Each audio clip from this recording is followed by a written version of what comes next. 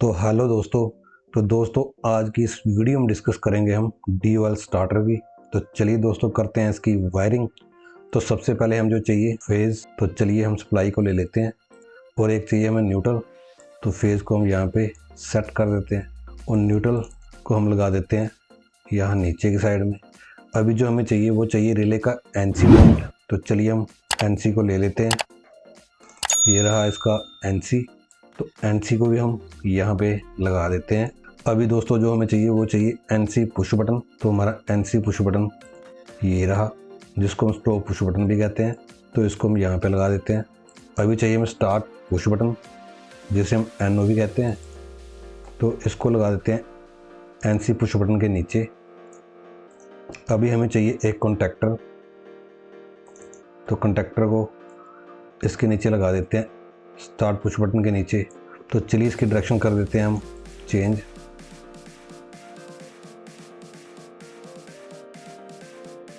Direction दोस्तों इसकी change हो चुकी है। तो चलिए करते हैं इसके कनेक्शन।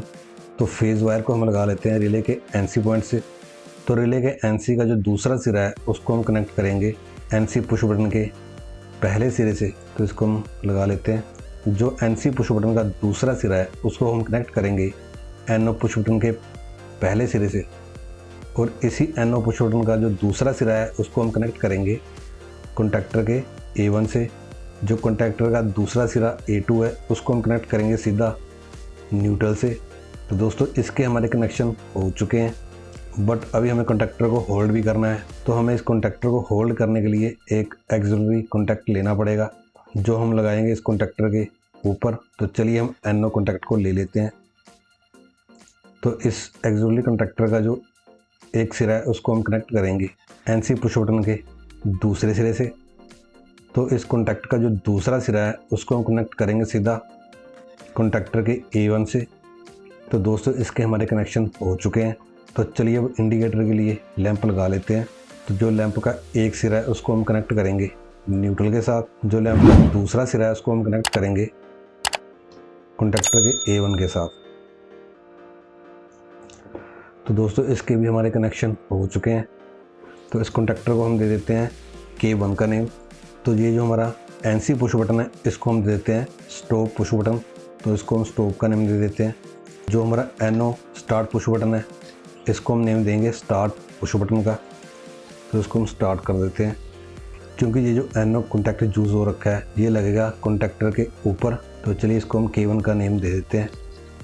बट अभी जो हमारा बचा हुआ है वो बचा है रिले। तो इसको हम नेम देंगे रिले का एनसी। तो इसको नेम दे देंगे हम रिले, जो हमारा रिले का एनसी है। तो दोस्तों हमारे कनेक्शन हो चुके हैं। तो चलिए हम सिमुलेशन को कर लेते हैं ऑन। तो दोस्तों जैसे ही मैं स्टार्ट पुश बटन को प्रेस करूंगा तो इस केस में जो हमारा कंडक्टर है वो ऑन हो जाएगा और जो हमारा लैंप है उसकी इंडिकेशन भी ऑन हो जाएगी। तो चलिए मैं इसको स्टार्ट कर लेता हूँ। तो देखो दोस्तों जैसे ही मैंने स्टार्ट पुश बटन को प्रेस किया तो इस केस में जो हमारा कॉन्टैक्टर है वो ऑन हो चुका है, जो हमारा लैंप है वो भी ऑन हो चुका है। तो चलिए मैं इसको स्टॉप कर लेता हूँ स्टॉप बटन से ये स्टॉप भी हो रहा है। तो चलिए दोस्तों अब इसकी हम वायरिंग करते हैं मोटर के साथ। तो इसके लिए जो सबसे पहले हमें चाहिए वो है 3 फेज़ की सप्लाई। तो सप्लाई को हम ले लेते हैं। नेक्स्ट जो हमें चाहिए कॉन्टैक्टर, ये रहे हमारे नॉर्मली ओपन कॉन्टैक्ट। तो इसको भी हम यहाँ पे लगा लेते हैं। और नेक्स्ट जो हमें चाहिए एक 3 फेज़ मोटर। तो मोटर को भी हम यहाँ पे लगा लेते हैं। तो चलिए करते हैं इसके कनेक्शन। कॉन्टैक्टर के दोस्तों हमारे कनेक्शन हो चुके हैं। तो चलिए करते हैं अब मोटर के कनेक्शन।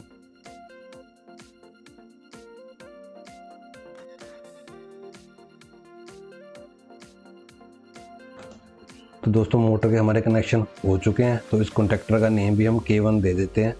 तो चलिए दोस्तों अभी इसको करते हैं ऑन। तो देखते हैं ये मोटर रन कर रही है या नहीं।